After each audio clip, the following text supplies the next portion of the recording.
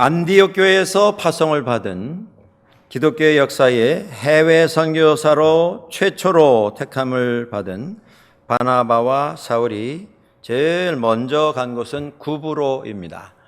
구브로는 우리 한국말로 구브로라 썼습니다만은 사이프러스 혹은 키프로스라고 하는 이런 이름을 가지고 있는 큰 섬입니다. 지금의 터키와 그리스 앞쪽에 지중해에 떠 있는 큰 규모의 섬입니다. 2000년 전에도 이 사이프러스는 중요한 교역과 교통의 중심지 역할을 했습니다. 지중해를 가로질러서 남북으로 다니는 배들이 이 사이프러스에 들려서 짐을 내리고 또 싣고 가는 이런 일들이 이어졌기 때문입니다. 그래서 그곳에 로마에서 총독을 파견해서 다스리는 사람들이 아주 많이 모여 사는, 많은 숫자의 사람과 또 물건이 밀집이 되어 있는 이러한 요충지였습니다. 그곳에 가서 전도할 때에 사울과 바나바가 만난 사람 하나가 소개가 됩니다. 그 사람의 이름은 바예수입니다. 바예수라고 하는 이름은 예수의 아들 혹은 예수의 이름, 예수라고 하는 이름은 영어로 하자면 조슈아 이런 뜻입니다. 곧 구원자라는 뜻입니다. 예수님 시대 당시에 이 구원자라고 하는 이름은 많은 사람들에게 사랑을 받는, 많은 사람들이 택해서 사용을 했던 이런 이름입니다. 그의 이름은 구원자의 자손이라고 하는 이름을 가지고 있습니다. 대단히 신앙적인 이름을 가지고 있습니다. 그에 대해서 설명이 나옵니다. 그는 유대인이었습니다. 그는 총독의 신하로서 총독에게 영향을 미치는 영적인 일을 조언하고 영적인 일에 대해서 해석하는 선지자였습니다. 그리고 그는 그 지역에 있어서 많은 사람들에게 부러움을 사는 특권을 누리는 자였습니다. 지금 말씀드린 몇 가지 직함만 가지고 바예수를 살펴보면 그는 신앙인입니다. 신앙인으로서 그 시대의 특권이라고 할 수 있는 많은 권한을 소유했던 사람입니다. 그런데 그의 믿음의 모습이 이것으로 다 완성되지 않은 것을 우리는 보게 됩니다.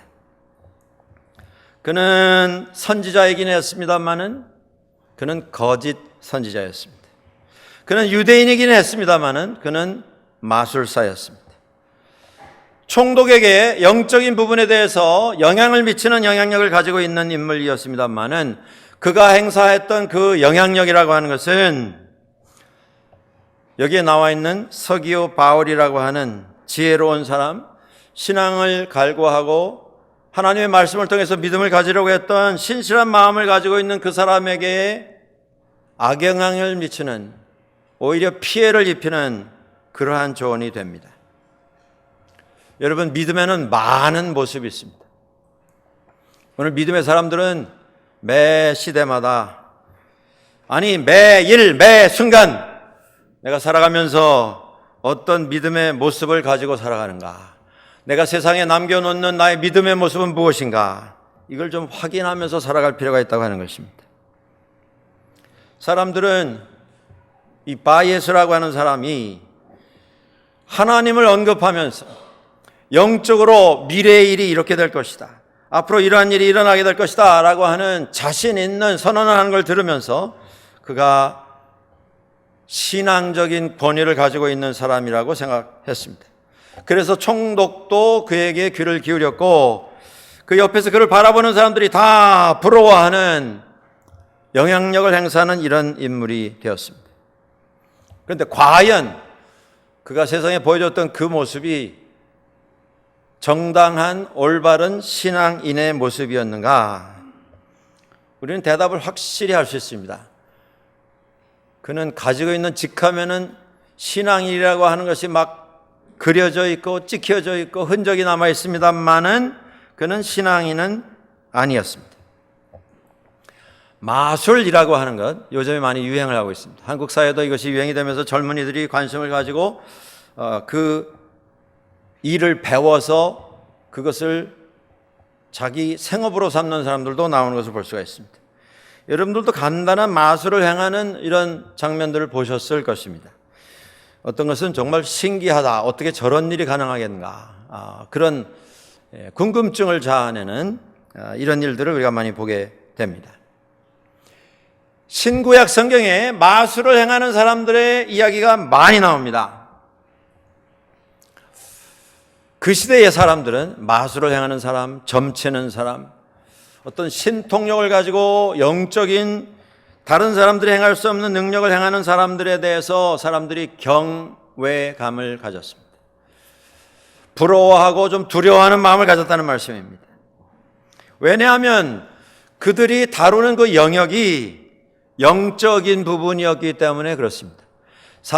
보통 사람들이 생각하고 경험할 수 있는 그 차원을 넘어선 것이었기에 사람들은 그런 신통력을 가진 사람에 대해서 두려움을 가진 것입니다.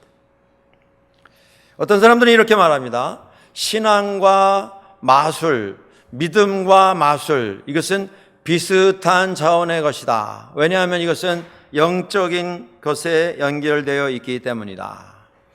두 개는 다르지만 별개이지만 아주 가까이 우리가 놓고 비교할 수 있는 그런 성격의 것이다. 이렇게 말하고 그렇게 주장하는 사람들도 보게 됩니다. 한 20여 년 전에 한국 교회에서 그때 당시에 이제 마술이 좀 막 도입이 되고 소개가 되면서 예수 믿는 젊은이들 가운데 마술을 배워서 그것으로 생업을 삼는 사람들이 등장했던 그런 시간이 있었습니다. 무슨 마술을 통해서 영적으로 사람 마음을 투시하고 이런 차원의 마술을 배우는 게 아니고 모인 자리에서 사람을 좀 즐겁게 할 수 있는 간단한 마술, 이런 걸 배웠던 사람들이 많이 나오게 됐습니다. 그러다가 어떤 사람이 이런 착안을 했습니다.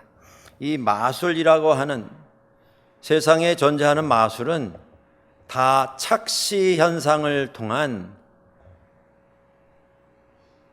우리가 사람 눈으로 보아서 확인할 수 없는 그런 기술을 가지고 하는 것이지, 정말 내 손에서 없던 것이 만들어지고 또 있던 것이 내 손에 의해서 없어지는 무슨 영적인 능력은 전혀 아닙니다. 이것은 그냥 기술일 뿐입니다. 나를 지켜보고 있는 사람들 눈앞에서 그 눈에 점검이 되지 않을 빠른 속도로 그 무엇인가를 행하는 것, 그게 마술입니다. 그 마술을 배운 젊은이들이 일단의 믿음을 가지고 이 일을 배웠던 젊은이들이 이런 착안을 했습니다. 우리가 전도할 때, 예수 믿으라고 전도할 때, 복음을 소개할 때 이 마술을 가지고 좀 적용을 해서 이 마술을 도구로 해서 설명을 하면 좀 쉽지 않겠는가? 예를 들자면 이런 것입니다. 사람의 근본의 문제가 출생의 문제가 아니고 부모의 문제가 아니고 인생의 가장 근본의 문제는 죄의 문제인데, 우리가 죄에서 용서를 받아야, 죄에서 사함을 받아야 구원 얻을 수 있는데, 문제는 인간이 죄 사함을 자기 힘으로 받을 수가 없다고 하는 것이 문제가 아닙니까? 그래서 예수님이 오셨고 그 예수님이 우리 죄를 위해서 죽으심으로 스스로 죄의 값을 치르시는 희생양이 되셔서 십자가에서 죽으셨고, 죽으셨을 뿐만 아니라 부활하심으로 그를 믿는 예수 그리스도를 믿는 모든 사람들이 구원 얻게 해주신 것 아닙니까? 그런데 이 간단한, 그렇지만 이해하기가 그렇게 쉬운 건 아닌 이 복음의 핵심을 설명하면서 이 마술을 배운 일단의 젊은이들이 그것을 이렇게 적용을 한 것입니다. 손에 무슨 천이든 종이든 이렇게 들고, 이게 죄인데 우리가 아무리 애를 쓰고 수고를 해도 이 죄가 내 손에서 없어지지 않는데, 예수님께서 오셔서 은혜 가운데 죄값을 치르심으로 죄가 없어졌습니다. 그러면서 그 종이가 없어지는 겁니다. 여러분 그런 장면 많이 보셨죠? 자, 이제 제 손에 이게 있습니다. 그런데 제가 하나 둘 셋 하면 없어집니다. 여러분들 같이 세 주십시오. 하나 둘 셋 하면 이러면서 없어지는 거예요. 그 죄가 그렇게 없어졌다는 것이죠. 그리고 그 죄가 있던 자리에 예수님의 부활하심으로 우리에게 영생이 선물로 주어졌습니다. 그러면서 또 이러면 손에 뭐 꽃다발이 쥐어지고 이런 식으로 설명한 겁니다. 처음에는 그걸 보면서 신기하다, 재밌다 이렇게 생각을 했는데 한 6개월, 1년 지나면서 그것에 대한 다른 의견들이 등장하기 시작했습니다. 그게 뭐였냐 하면, 그러면 예수님께서 우리 죄를 용서하신 것이 마술이냐는 것이죠. 예수님께서 부활하심으로 우리에게 영생을 선물하신 것이 그냥 이렇게 하면 또 뭐가 펑 하고 나타나는 요술이냐. 물론 이걸 소독으로 복음을 좀 눈에 보일 수 있는 것으로 설명하기 위해서 사용한 의도는 이해하겠으나 복음을 마술로 설명하는 것은 온당치 않다. 이건 적절하지 않다. 구원은 현실이지 눈속임이 아니기 때문에, 구원은 예수 그리스도께서 희생하셔서 이루신 하나님의 은혜의 사건이지 사람들 눈에 띄지 않게 그 무엇인가를 꺼내서 보여주고 없애는 기술이 아니기 때문에 이걸 사용해서 복음을 설명하는 것은 부적절하다. 그러면서 한 1년 그 안에 반짝 등장했던 그 마술을 사용하는 복음의 설명이 그냥 싹 다 없어진 이런 일이 있습니다. 여러분들, 신앙이 마술처럼 될 수 있다면 얼마나 편리하겠습니까? 그냥 눈 한번 잠깐 감았다가 뜨면 없던 것이 생기고 있던 것이 싹 없어지는, 문제는 싹 없어지고 내가 필요한 것이 눈앞에 퍽퍽 나타난다면 얼마나 좋겠습니까? 그러나 신앙은 마술이 아닙니다. 마술을 신앙으로 착각하면 우리는 온당한 신앙의 모습, 믿음의 모습을 가질 수가 없습니다. 더 들을까요?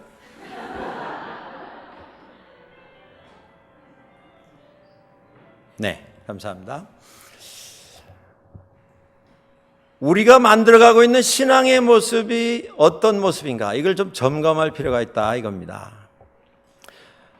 바 예수라고 하는 인물은 본인이 신앙적인 어떤 권위를 가지고 있고 능력을 가지고 있다 확신했던 것 같습니다. 그리고 그걸 행사하면서 특권을 누렸습니다. 그런데 그는 신앙인이 아니었습니다. 우리가 어떤 일에 대해서 확신을 가지고 어떤 일을 추진한다고 하는 그것 자체가 내가 행하고 있는 일이 과연 믿음의 모습인가를 규정하는 조건이 될 수 없다고 하는 것입니다. 내가 아무리 열심히 해도 하나님 보시기에 그것이 신앙적인 것이 아니면 아닌 것입니다. 내가 얼마나 열정을 가지고 시간과 정성과 나의 모든 능력을 다 동원해서 이 일을 추진하는가, 저 사람이 저 정도 할 정도면 저거는 분명히 신앙적인 것이다. 아닙니다. 하나님에 의해서 결정되는 것입니다. 바 예수는 여러 가지 특권을 누렸습니다만 그의 모습은 전혀 신앙적인 것이 아니었습니다. 우리가 무엇을 근거로 그런 판단을 할 수 있는가? 그가 추구했던 것이 무엇인가를 보면 우리는 확실히 분별할 수가 있습니다. 한국의 종로 3가에 가면 사직공원이라고 하는 공원이 있습니다. 그곳에 한동안 보도 매체에 관심이 되었던 현상이 있었습니다. 거기 지하철역이 있어서 많은 사람들이 오고 가는데 오가는 사람들에게 끊임없이 다가와서 말을 거는 일단의 무리들이 있었기 때문입니다. 젊은 분들인데 말쑥하게 차려입은 사람들인데 아주 점잖은 표정을 하고 지나가는 분에게 와서 이런 질문을 던집니다. 혹시 여러분들도 경험을 하신 분이 계신지 모르겠습니다. 도를 아십니까? 여러분, 서울같이 바쁜 도시에 대낮에 뭐 거기 나와서 그저 할 일 없어서 왔다 갔다 하는 분이 있겠습니까? 다 바쁜 길 가는데 목소리를 아주 점잖게 해가지고 도를 아십니까? 라고 물으시면 여러분들은 이게 뭔 소린가 하고 그냥 휙 지나가시겠습니까? 한 번은 돌아볼 거 아니겠습니까? 이게 무슨 얘기를 하시는가 이 사람이. 물론 지나가는 사람도 많습니다만은 아주 진지한 얼굴을 가지고 도를 아십니까? 그 도는 길도자 도입니다. 인생이라고 하는 여정에 지금 당신이 어디로 가고 있는가를 당신은 알고 가십니까? 당신의 인생의 목적은 무엇인가를 알고 가고 계십니까? 무엇을 추구하고 있습니까? 이게 대단히 심각한 질문이 아니겠습니까? 삶의 의미는 무엇이고 당신의 삶에 주어진 운명이라고 하는 것에 대해서 한 번이라도 생각해 본 적이 있습니까? 그런 질문으로 시작되는 것입니다. 그런 일이 몇 년, 지금도 있습니다. 몇 년 진행되면서 이 보도 매체에서, 언론에서 관심을 가지고 기자가 하나 작심을 하고 나갔습니다. 나가서 이제 누가 나한테 와서 도를 아십니까? 물어주지 않겠나? 구도하는 표정을 하고 나한테 좀 도를 물어주시오. 그러고 좀 망설였더니 금방 사람이 오더니 묻습니다. 도를 아십니까? 도가 무엇입니까? 이제 대화가 시작이 되었습니다. 자리를 옮겨서 커피라도 하면서 좀 이야기를 나눕시다. 따라 들어갔습니다.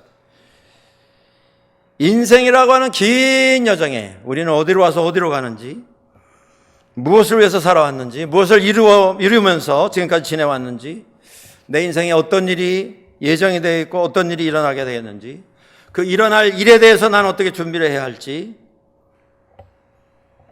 그리고는 실제적인 이런 문제도 언급이 되었습니다. 당사자의 집안에 대해서, 자녀들에 대해서, 그들의 미래에 대해서, 결혼을 앞두고 있는 자식들의 중요한 결정에 대해서, 직장에 대해서, 건강에 대해서 긴 이야기 속에 내가 당신의 모습을 보니 당신의 미래가 좀 보이는 것 같습니다.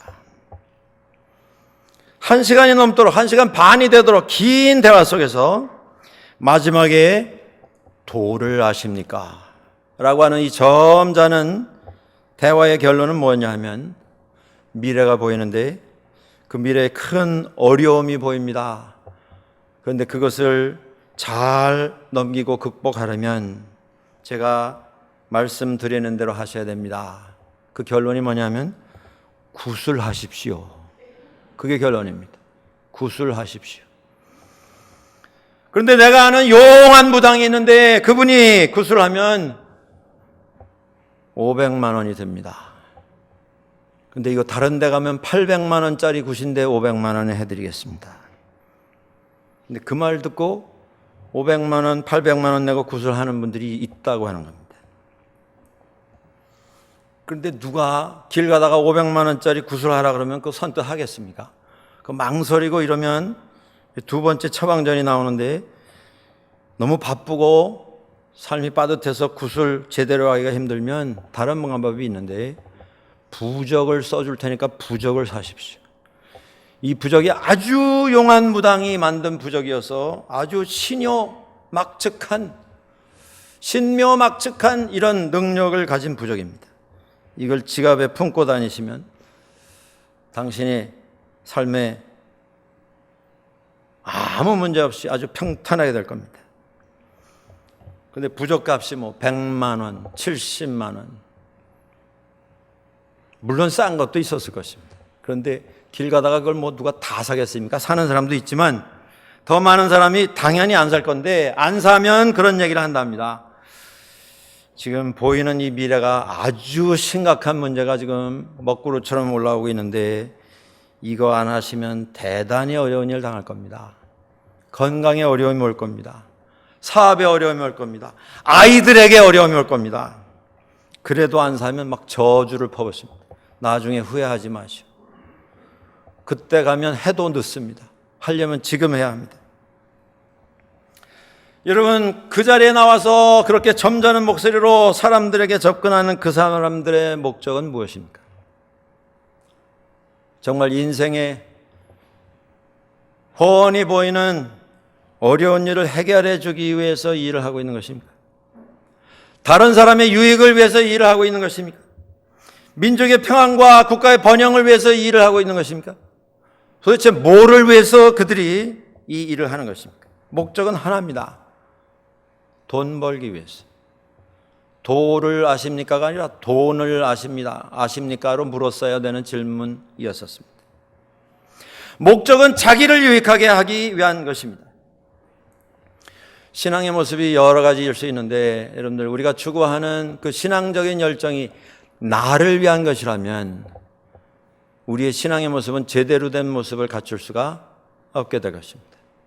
나의 유익을 위하고 나의 명예와 나의 자존심과 내 자랑과 사람들이 나를 알아주고 나를 칭찬하기 위한 것이 목적이 된다면 거기서 얻어지는 물질이 이 열정의 목적이라면 결론이라면 그건 신앙의 모습이 아니라고 하는 것입니다. 바 예수가 그것이 목적이었습니다. 신앙의 모습은 여러 가지입니다. 그가 사람들에게 마술을 행하면서 두려움을 만들었고 부러움의 대상이 되었습니다. 여러분들 마술이라고 하는 것은 물론 눈속임입니다만 보면은 신기합니다. 있던 것이 없어지고 없던 것이 또 나오기도 합니다. 저도 TV에 소개되는 그 마술쇼를 몇 번 지켜본 적이 있는데 제가 아무리 눈을 비비고 살펴봐도 참 신기한 모습 본 것도 있습니다. 저도 모자 하나를 들고 나와서 앞뒤를 다 털어서 뒤집고 또 뒤집어서 다 털고 아무것도 없는 걸 보여준 다음에 뭐 천조각을 가지고 한번 2번 흔들고 손을 넣더니 거기서 꺼내는데 보니까 토끼가 한 마리 나옵니다. 어떤 사람은 뭐 이러면서 한 마리 꺼내고 이러면서 한 마리 꺼내는데 비둘기를 한 8마리, 9마리까지 꺼내는 장면도 저는 지켜봤습니다. 참 신기합니다. 그래서 사람들은 마술과 신앙을 혼란스럽게 생각하는 것 같습니다. 신앙을 마치 마술인 것처럼, 믿음을 마치 마술인 것처럼 이렇게 주장하는 사람도 있게 됩니다. 믿음이 마술 같은 것이면 얼마나 좋겠습니까? 걱정은 눈 깜빡하면 없어지고 원하는 건 눈 깜빡하면 현실이 되고. 그런데 이것은 눈속임입니다. 기술입니다. 신앙은 무엇입니까? 신앙은 기술이 아닙니다. 희생입니다. 섬김입니다. 내려놓음입니다. 마술이라고 하는 것은 사람 눈에 안 보이게 빨리 하면 되는 겁니다. 그 기술을 익히는 것이 좋은 마술사를 만드는 열쇠입니다. 그러나 믿음은 그렇지 않습니다. 오랜 시간이 걸립니다. 너무 답답할 정도로 오래 걸립니다. 희생을 해도 끝이 안 보이는 것처럼 답답함이 우리에게 있습니다.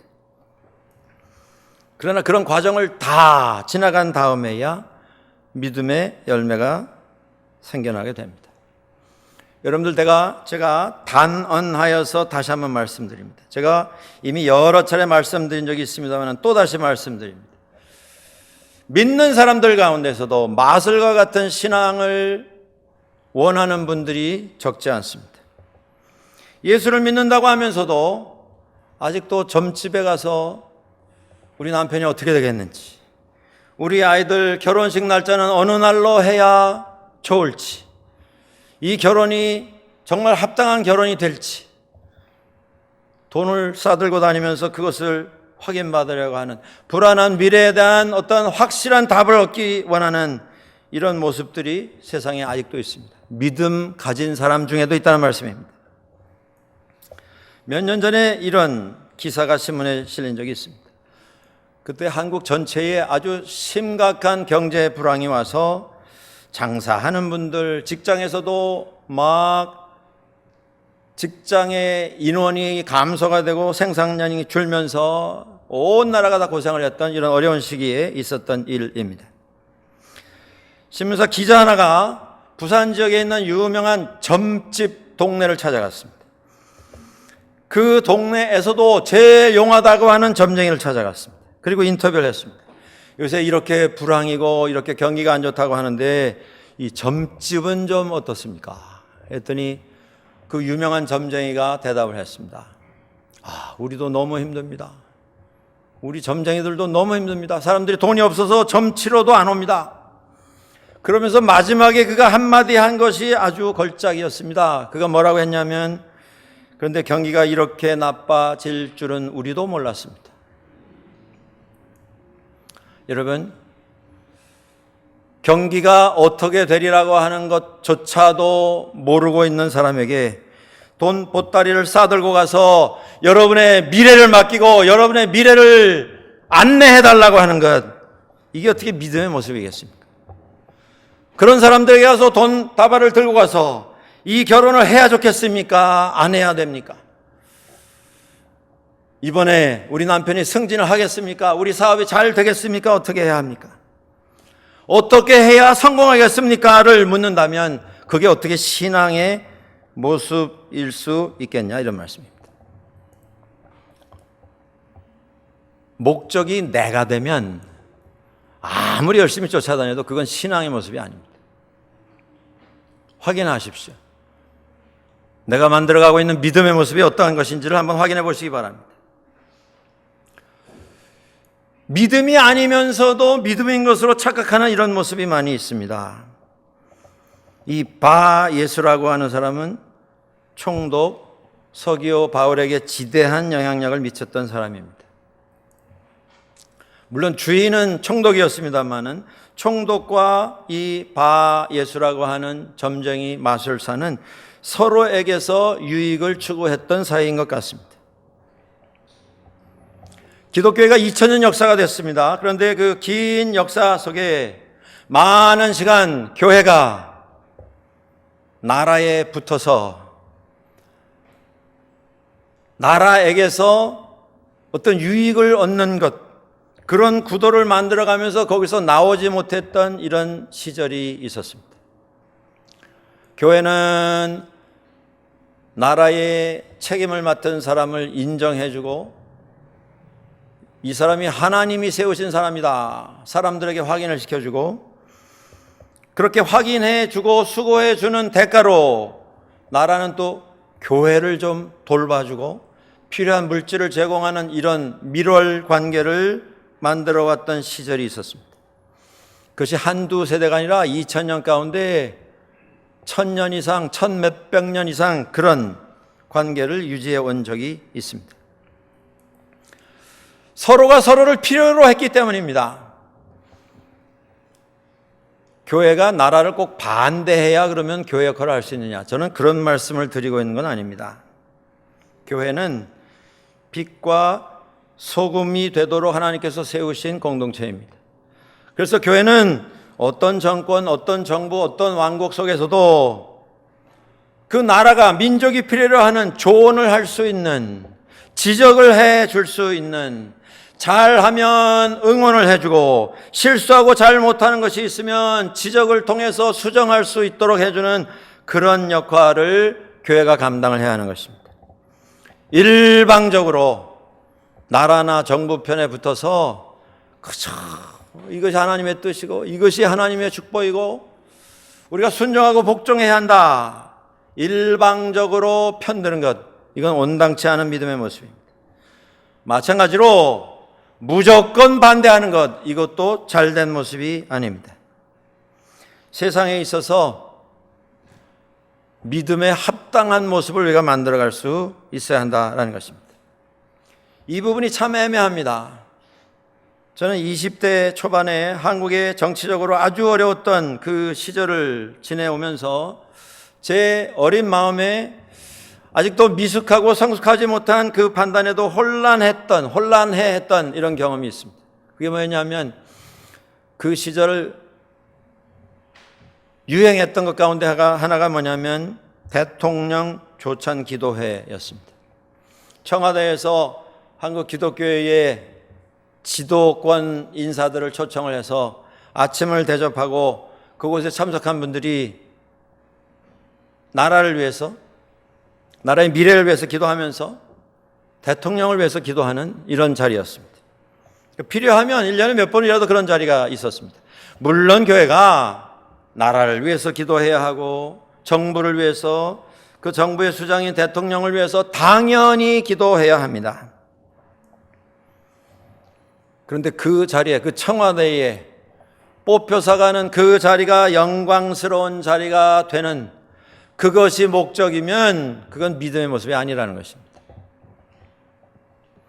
한국의 정말 어려운 정치적인 고통 속에서 자기가 대통령이 되겠다고 나서서 그 자리에 올라간 이런 사람들이 있었습니다.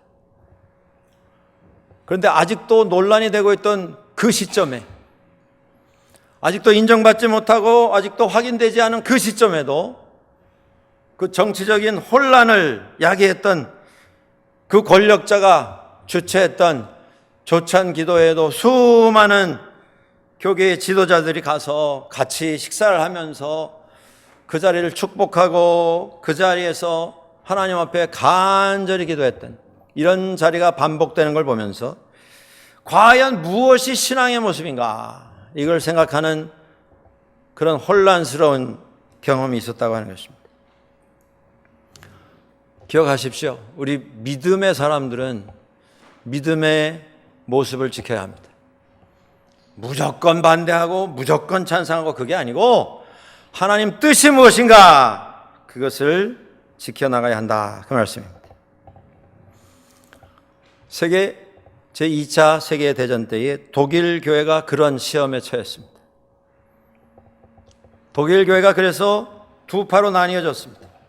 하나는 고백교회, Confessional Church라고 해서 우리는 신앙 안에서 양심의 판단으로, 신앙의 판단으로 나치당이, 히틀러가 인도하는 나치당이 주장해 나가고 있는 이 정책, 이 전쟁, 이것은 하나님의 뜻이 아니라고 우리는 확신한다. 그래서 핍박을 당했습니다. 그런데 다수의 독일 교회는 침묵했습니다. 교회가 침묵했을 때 어떤 일이 일어났습니까? 1000만이 넘는 사람들이 목숨을 잃었습니다. 교회가 믿음의 모습을 잃게 될 때 이런 비극이 일어난다는 말씀입니다. 오늘 말씀 속에 사도 바울이 된 사울이 바 예수의 행위에 대하여서 지켜보다 언성을 높여서 이렇게 선언합니다. 10절에 이런 말씀이 나와 있습니다. 이르되 모든 거짓과 악행이 가득한 자요 마귀의 자식이요 모든 의의 원수요 주의 바른 길을 굽게 하기를 그치지 아니하겠느냐. 보라, 이제 주의 손이 내 위에 있으니 내가 맹인이 되어 얼마 동안 해를 보지 못하리라. 바 예수가 앞을 보지 못하게 되었다 하는 것입니다. 이 이야기는 사도행전 8장에 나오는 사울이 사람 죽이러 살기가 등등해서 다메섹으로 올라가다가 예수 그리스도를 만나면서 경험했던 그 경험을 떠올리게 합니다. 그도 사흘 동안 앞을 보지 못하다가 눈에서 비늘 같은 것이 떨어지면서 앞을 보게 되었습니다. 그 사흘이 사울을 새로운 사람으로 만드는 기간이 되었습니다. 지금 하나님의 이름을 팔아서 자기의 유익을 추구하고 하나님의 이름을 팔아서 엉뚱한 권위를 세우면서 사람들 가운데 두려움을 만들면서 자기 특권을 행사했던 바 예수, 천벌을 받아야 마땅한 사람입니다. 그런데 그 사람에 대해서 사울이 선포한 게 뭡니까? 회개하라는 것입니다. 거듭나라는 것입니다. 언제까지 일을 하려느냐? 앞을 보지 못하게 될 것이다. 앞을 보지 못하게 됐습니다. 목적이 무엇입니까? 영원히 눈 멀어서 평생 고생하면서 살아가라, 그 뜻이 아닙니다. 앞으로 얼마 동안 해를 보지 못하게 될 것이다. 어떻게 하라는 것입니까? 그 얼마 동안 내가 깨달음을 가지고 돌아왔던 것처럼 당신도 깨닫고 돌아오게 되기를 바란다. 이게 믿음의 모습입니다. 원수에게 저주를 퍼붓는 것, 그게 믿음의 모습이 아닙니다. 그 원수에게까지도 구원을 선포하는 것, 이게 믿음의 모습입니다. 여러분, 우리가 세상 살면서 어떤 믿음의 모습을 살아가고 있습니까? 내가 참고 또 참았는데 이것만은 내가 못 참겠다. 그 순간 우리는 믿음의 모습에서 벗어나는 것입니다. 내가 3번, 4번 당했는데 이번에는 내가 반드시 값을 돌려주겠다. 그 순간 우리는 50년, 60년, 70년을 지켜왔던 믿음의 모습에서 떠나게 되는 것입니다. 바 예수까지도 주 안에서 깨달음을 가지고 돌아와라. 그게 믿음의 모습입니다. 그렇습니다. 믿음의 모습은 살리는 것입니다. 새롭게 하는 것입니다. 용서의 기회를 주는 것입니다. 그리고 함께 새로워지는 결과를 만들어가는 것입니다. 이 간단한 사건 속에서 우리의 믿음의 모습을 다시 한번 확인하실 수 있기를 바랍니다. 내가 신앙의 이름으로 행하고 있는 이것이 목적이 무엇인가? 누구를 위한 것인가? 시간, 물질, 열정을 쏟아부으면서 오랜 기간 추진해온 이 일이 대체 누구를 위한 것인가? 확인하시기 바랍니다.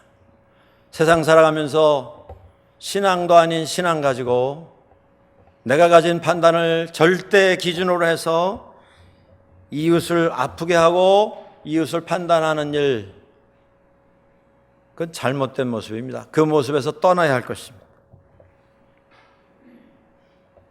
내가 신앙 안에서 추진해 온 그 일이 사람을 잘라내고 사람을 넘어뜨리고 사람에게 상처를 입히는 이런 것이라면 내가 추진해 온 그 일은 하나님의 일이 아닙니다. 믿음은 끝까지 살리는 것입니다. 영혼을 살리는 것입니다. 사람을 살리는 것입니다. 어떤 사람이 미우십니까? 주님 말씀하셨습니다. 그를 위해서 기도하고 그를 위해서 축복하라. 그게 믿음의 모습입니다. 오늘 우리의 삶 속에 만들어지는 신앙의 모습을 통해서 오늘 말씀에 서기오 바울이 하나님의 말씀 속에서 진행되는 일을 보면서 하나님을 믿더라 기록된 것처럼 우리의 신앙의 모습을 보는 사람들에게 하나님의 은혜를 체험하게 하는 귀한 통로로 쓰임받는 모습이 될 수 있기를 주의 이름으로 축원합니다.